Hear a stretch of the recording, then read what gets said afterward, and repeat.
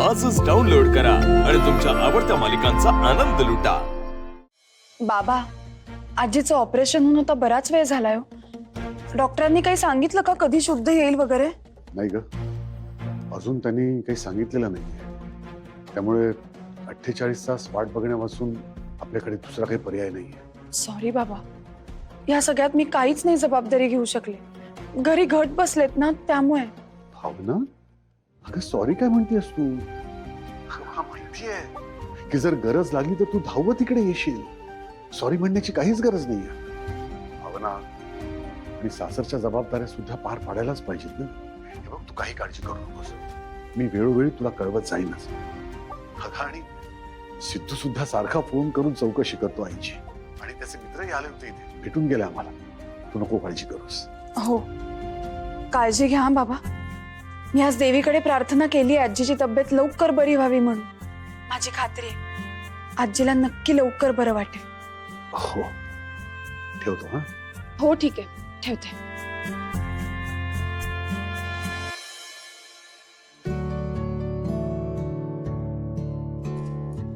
सिद्धिराज, अहो काय करताय?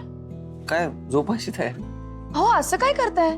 नवरात्रासाठी मी खाली झोपणार आहे ना, मग तुम्ही इथे बेडवर निवांत झोपू शकता। आता तुम्ही जर खाली झोपू शकता मॅडम, तर मी सुद्धा खाली झोपू शकतो ना। हो मॅडम, माझं ठरलेलं आहे, म्हणजे तुम्ही हे सगळं जे करताय ते देवीसाठी करताय। मग मी पण माझ्या आयुष्यातल्या देवीचं बरोबरचं स्थान माझ्या बायकोला देतोय, आणि म्हणूनच मी संपूर्ण नवरात्र तुमच्यासाठी पाळणार आहे। हा, आता तुम्हालाही माहिती आहे की माझ्या हस्ते तर देवीची पूजा होऊ शकत नाही, कारण आपली आजी काय तसा होऊच देणार नाही, आणि तुम्हीच माझ्यासाठी त्या जागी आहात, आणि म्हणूनच तुमची साथ द्यायचं ठरवलंय। यातून माझी भक्ती, माझी श्रद्धा सगळं देवीपर्यंत पोहोचेल। सिद्धिराज,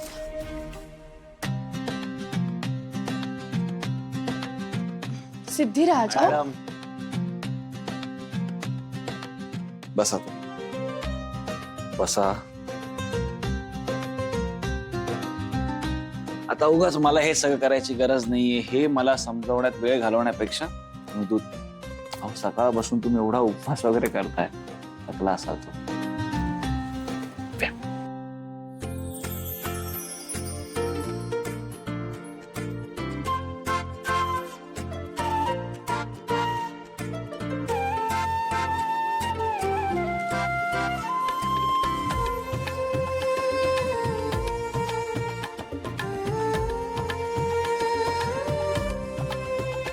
थँक्यू। उपवास वगैरे करून मॅडम त्रास होत असेल ना तुम्हाला? सिद्धिराज, ज्याच्या आयुष्यात गाडे पाटलांसारखा मित्र आहे ना, त्याला कसला त्रास नाही होत। तुम्ही जेवलात का? अहो, असं काय बोलता, माझा पण तर उपवास आहे ना मॅडम। असं काय? तुमचा कसला उपवास? काही काय, सकाळी तुम्ही जेवलात ना, तुम्ही उपवासाचे म्हणजे सकाळपासून तुम्ही फक्त उपवासाचेच पदार्थ खाल्लेत, आणि मला असं वाटलं की घरी आपल्या उपवासाचे पदार्थ बनतात म्हणून। म्हणजे तुम्ही, अहो बस काय मॅडम, म्हणजे तुमच्यासाठी एवढं करू शकतो मी। सिद्धिराज, अच्छा मॅडम, आणि आणखीन एक गोष्ट तुमच्या लक्षात आली आहे का? कोणती?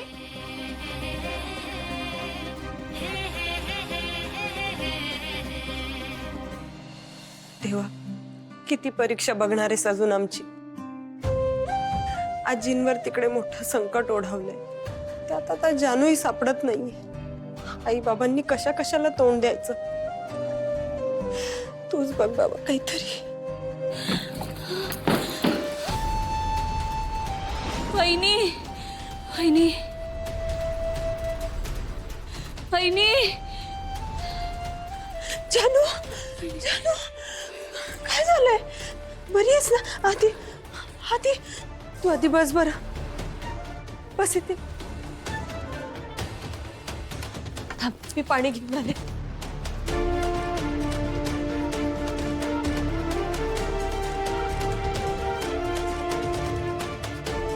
हे पाणी घे।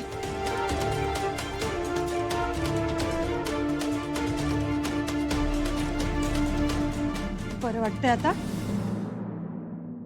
जानू अगं कुठे होतीस बाळा तू? किती शोधलं तुला आणि हॉस्पिटल मधनं अशी कुणाला न सांगता कशी काय निघून गेलीस तू?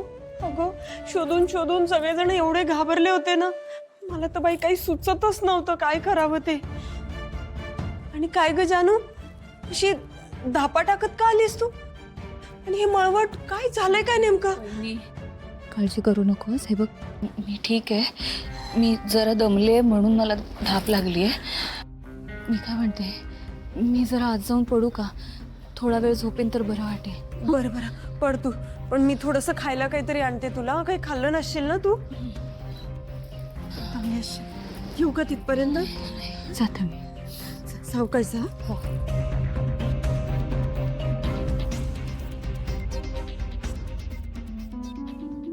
देवा, जानू घरी परत आली. तुझे लाख लाख आभार. आईंना कळवायला हवं.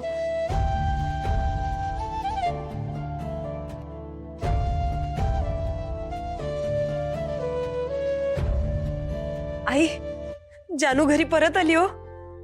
हो, मी सांगते यांना. हो हो, अहो काळजी करू नका, जानू घरी पोचलीये. काय हो, पण अशी अचानक घरी का निघून गेली ती? ते नाही विचारलं मी, पण सुखरूप घरी पोचलीये, आराम करते. नशीब ती कुठे ते कळलं तरी.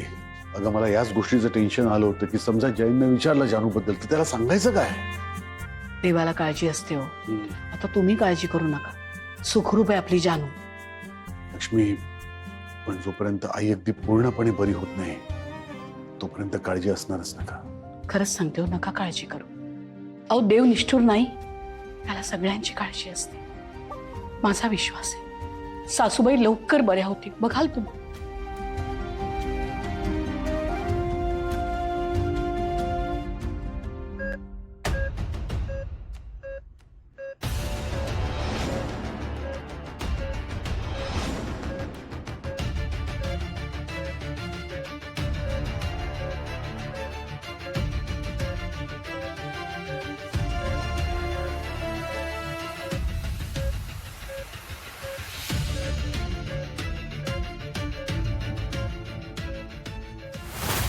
ओ माय गॉड, आजी शुद्धीवर येत आहेत.